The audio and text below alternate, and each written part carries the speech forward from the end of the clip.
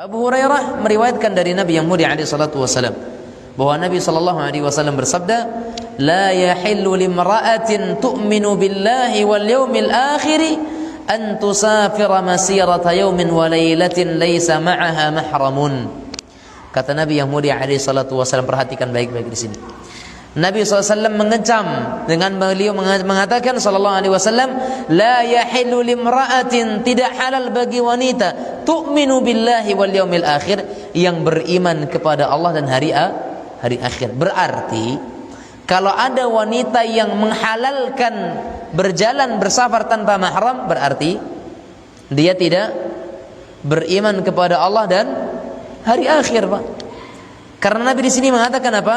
Bagi wanita yang beriman beriman kepada Allah dan hari akhir, maka enggak halal baginya berjalan yang memiliki kadar waktu 1 hari 1 malam tanpa adanya mahram.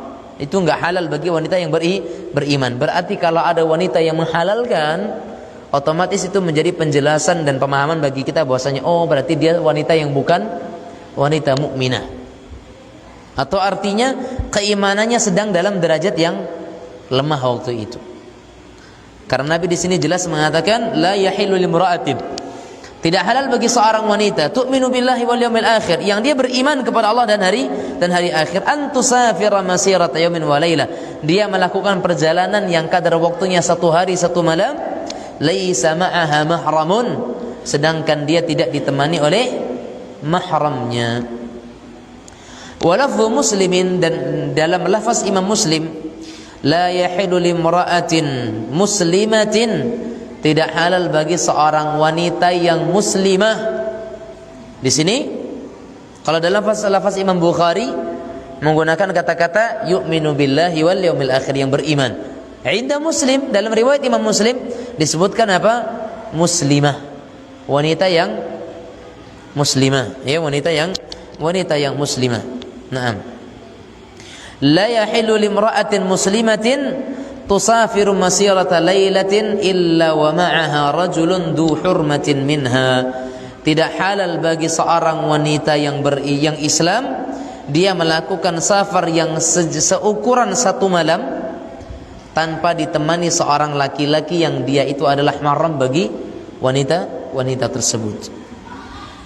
Wa an Ibnu Abbas, dari Ibnu Abbas radhiyallahu taala anhuma, adik sepupu dari Nabi sallallahu alaihi wasallam, bahwa annahu sami'a an-nabiy sallallahu alaihi wasallam, bahwasanya Ibnu Abbas mendengar Nabi sallallahu alaihi wasallam bersabda, la yakhluwanna rajulun bimra'atin wa la tusafirna imra'atun illa wa ma'aha mahramun. Tidaklah seorang laki-laki itu berdua-duaan dengan seorang perempuan, dan juga tidak diperbolehkan seorang wanita itu melakukan safar kecuali dengan ditemani oleh mahram. Faqama rajulun faqala ya Rasulullah, maka seorang laki-laki berdiri seraya mengatakan kepada Nabi yang mulia alaihi salatu wasalam, uktutibtu fi ghazwatin kadza wa kadza wa harajat imraati hajjatan. Wahai Nabi sallallahu alaihi wasallam, aku telah terdaftar ikut serta dalam perang ini dan perang itu. Akan tetapi sedangkan istriku akan melaksanakan haji, maka mana yang harus aku lakukan? Bayangkan nih jemaah nih, istrinya terdaftar haji dan suaminya terdaftar dalam peperangan. Pak, hukum lari dari peperangan apa, Pak? Hah? Hukum kita mundur dari peperangan setelah terdaftar sebagai anggota perang, apa hukumnya? Dosa besar kan? Dosa besar, Pak. Tapi bayangkan ketika bertemu dengan sesuatu untuk kemaslahatan istrinya. Orang ini mengatakan apa? Ya Rasulullah, saya sudah terdaftar sebagai anggota perang dalam perang ini dan itu. Sedangkan di waktu itu istri saya sedang ingin melaksanakan haji. Apa kata Nabi yang mulia alaihi salatu wasallam? Idhab fahujja ma'a imra'atik.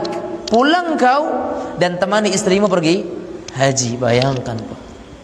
Sekarang adanya suami-suami yang mereka membiarkan istrinya pergi dengan mahram yang dimuwakalkan. Mahram muwakal, dengan mahram yang diwakilkan. Siapa wakilnya? Udah kan ada mutawifnya, ada pembimbing safarnya, pembimbing umrohnya. Udah jadikan itu sebagai mahram. Dari mana ini jemaah sekalian? Nggak boleh. Yang namanya mahram itu orang yang memiliki hubungan nasab. Yang diharamkan baginya itu menikahinya. Dia ke atas, dia ke bawah, dia ke samping. Ini yang nggak boleh. Ini yang dinamakan dengan mahram. Ayahnya atau kakeknya, anaknya atau cucunya, dia saudaranya, anak saudara, begitu seterusnya baru. Tapi selain daripada mahramnya nggak bisa, sekalipun dikatakan diwakilkan. Nggak ada yang namanya mahram muwakkal, nggak ada yang dinamakan dengan mahram yang diwakilkan. Mahram ya mahram. Perwakilan sebatas untuk perwakilan yang lain, oke. Tapi kalau untuk mahram itu tidak ada alasan untuk diwakilkan. Nah, makanya sampai dalam hadis ini Nabi SAW memerintahkan orang tadi untuk apa? Membatalkan jihadnya, membatalkan peperangannya, pulang dan menemani istrinya untuk melakukan haji. Menunjukkan dan menjelaskan kepada kita bahwasanya menemani mahram dalam perjalanan hukumnya wajib secara mutlak dan tidak ada khilaf di kalangan para ulama. Masuk waktu?